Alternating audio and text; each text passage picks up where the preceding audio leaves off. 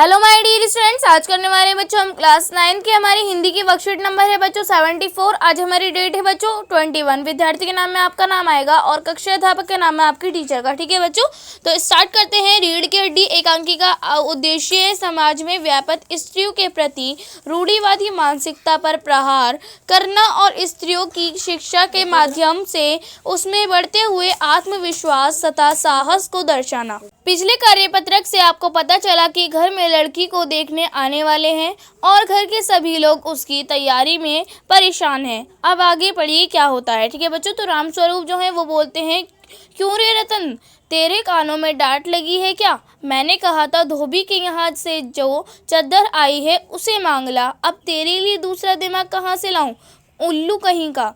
प्रेमा जो है बच्चों वो बोलती है, अच्छा जा पूजा वाली कटोरी में लकड़ी के बक्स के ऊपर धुले हुए कपड़े रखे हैं ना, उन्हीं में से एक चद्दर उठा ला।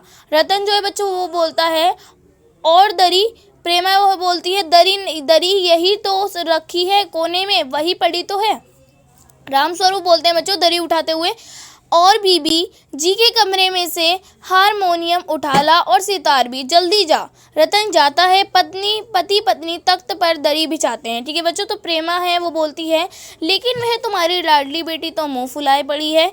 रामस्वरूप बोलते हैं, मुंह फुलाए और तुम उसकी माँ, किस मर्ज की दवा हो? जैसे तैसे करके वो लोग पकड़ में आए हैं, अब तुम्हारी बेवकूफ़ी से सारी मेहनत बेकार जाए तो मुझे दोष मत देना। प्रेमा बोलती है, मैं ही क्या करूं, सारे जतन करके तो हार गई। तुम्ही ने उसे पढ़ा लिखा कर इत्र चढ़ा रखा है। मेरी समझ में तो ये पढ़ाई लिखाई के जंजाल आते नहीं। अपना ज़माना अच्छा था, आई पढ़ ली, गिनती सीख ली और बहुत हुआ तो स्त्री सुबोधी पढ़ ली। सच पूछो तो स्त्री सुबोधी में ऐसी ऐसी बातें लिखी हैं, ऐसी बातें कि क्या तुम्हारी BA MA की पढ़ाई होगी, और आजकल के तो लक्षण ही अनोखे हैं। रामस्वरूप बोलते हैं, ग्रामोफोन बाजा होते हैं ना। प्रेमा, क्यों? तो रामस्वरूप बोलते हैं, दो तरह का होता है, एक तो आदमी का बनाया हुआ, उसे एक बार चलाकर जब चाहे तब रोक लो, और दूसरा परमात्मा का बनाया हुआ रिकॉर्ड, एक बार चढ़ा तो रुकने का नाम नहीं। तो प्रेमा बोलती है बच्चों, हटो भी, तुम्हें ठठोली सी ही सूझती रहती है।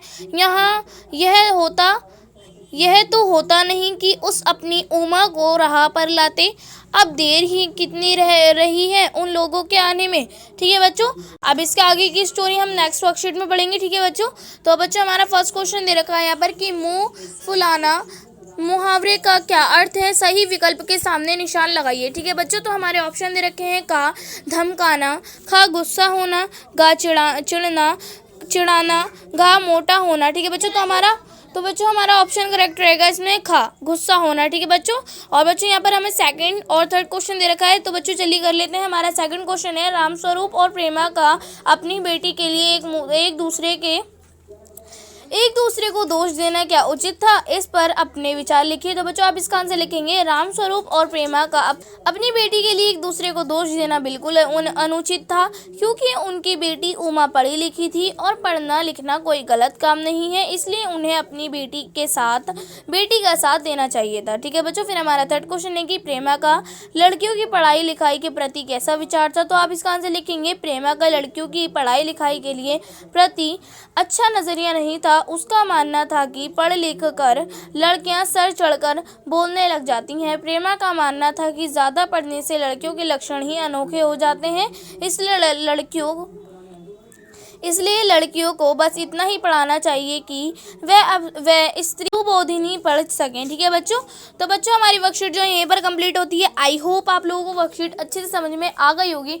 तो बच्चों अगर आपने अभी तक मेरे चैनल को सब्सक्राइब नहीं किया है तो प्लीज़ मेरे चैनल को सब्सक्राइब कर लीजिए और बेल आइकन को ऑल पे सेट कर दीजिए, ताकि मेरी आने वाली हर वीडियो का नोटिफिकेशन आपको सबसे पहले मिले। ठीक है बच्चों, तो मिलते हैं नेक्स्ट वीडियो में, तब तक के लिए टेक केयर, गुड बाय।